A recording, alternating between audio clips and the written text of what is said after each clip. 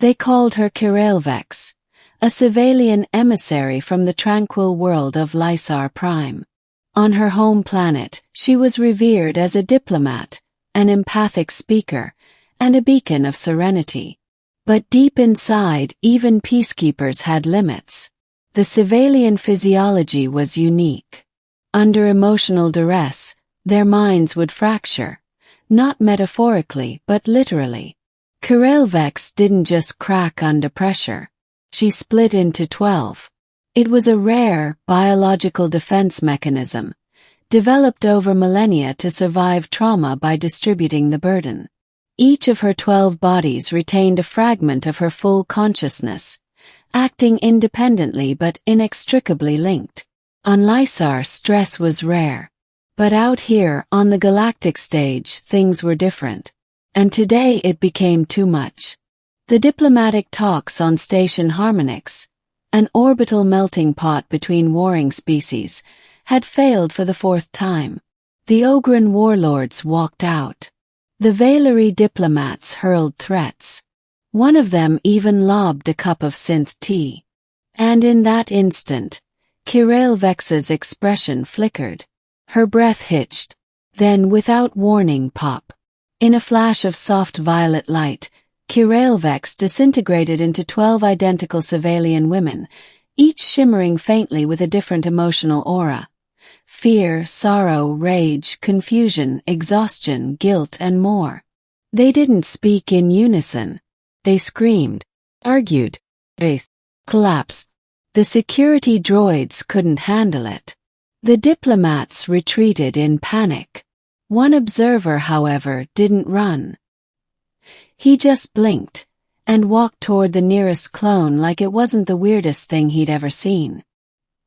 His name was Elias Crane, a human behaviorist from Earth, stationed on Harmonix as a consultant. He was labeled useless by most political factions, just a soft-spoken guy with too many notebooks and an obsession with emotional intelligence. But Elias had seen the signs. The tremble in Kirael's fingers. The subtle glitch in her voice. The tightening around her eyes. He knew a mental collapse when he saw one. But 12 bodies. That was new. Middle. "Don't come closer," snapped one of the Kiraels, her voice sharp with fury. Red light flickered around her like a warning flare. "I'm not here to hurt you," Elias said, slowly lowering to his knees in a non-threatening posture. "I just want to talk." Another version of Kirael, this one sobbing into her hands, shuffled forward. "I want it to stop. I want to go back. Why can't I pull myself together?" A third clone hissed, "Because you're weak." Her eyes burned with contempt.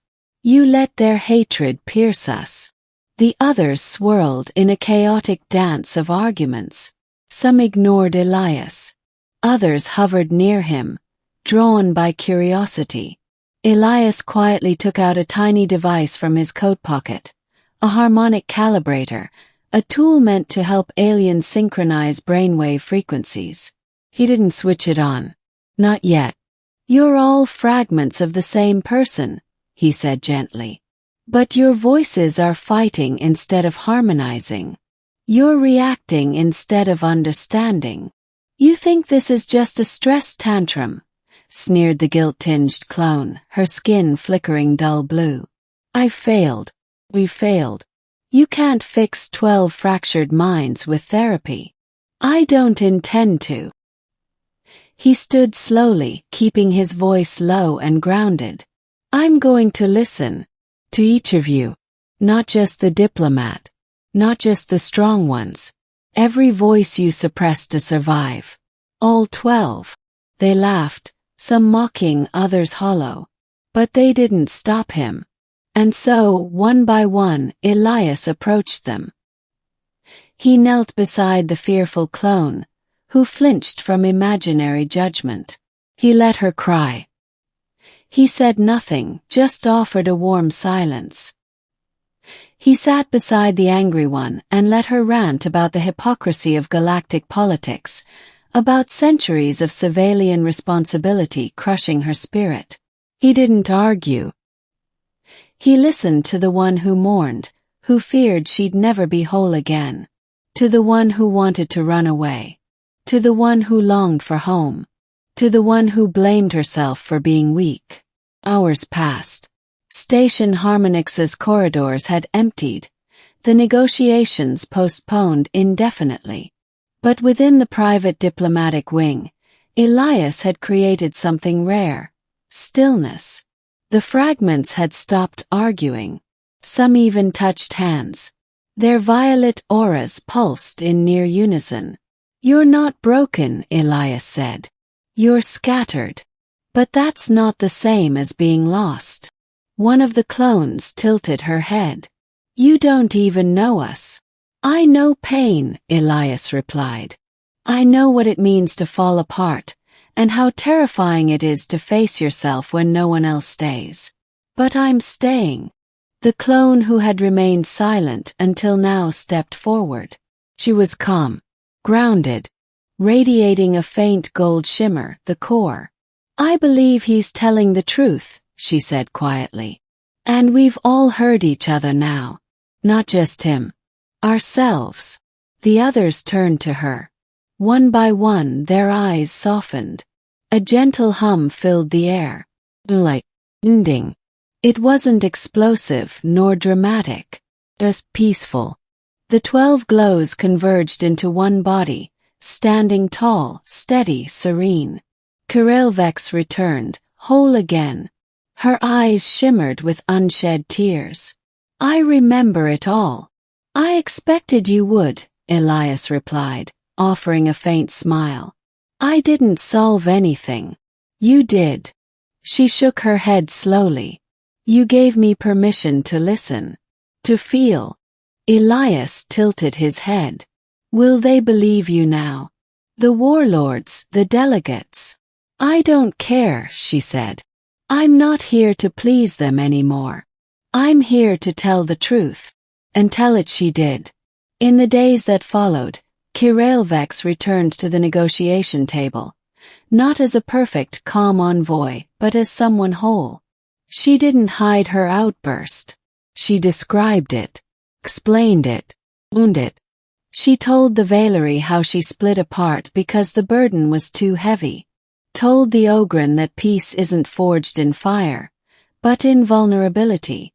And then, for the first time in months, both sides stayed in the room. Not all problems were solved overnight. But the atmosphere changed. Respect replaced mockery. Listening replaced shouting. And at her side, as promised, Elias remained, offering insight, humor, and when needed, just the gift of presence. One morning, during a quiet walk across the observation deck, Kirael turned to him. "You stayed." "I did. You saw the worst of me. And it never scared me." She chuckled, a real, heartfelt laugh that sounded nothing like the diplomat she used to be. "That makes you dangerous, you know." "I'm just human," Elias said with a shrug. "We specialize in walking into emotional catastrophes and calling it Tuesday." She nudged him playfully. "Then maybe we need more of your kind in diplomacy. Or fewer politicians and more people who are okay admitting they're scared sometimes." "Agreed."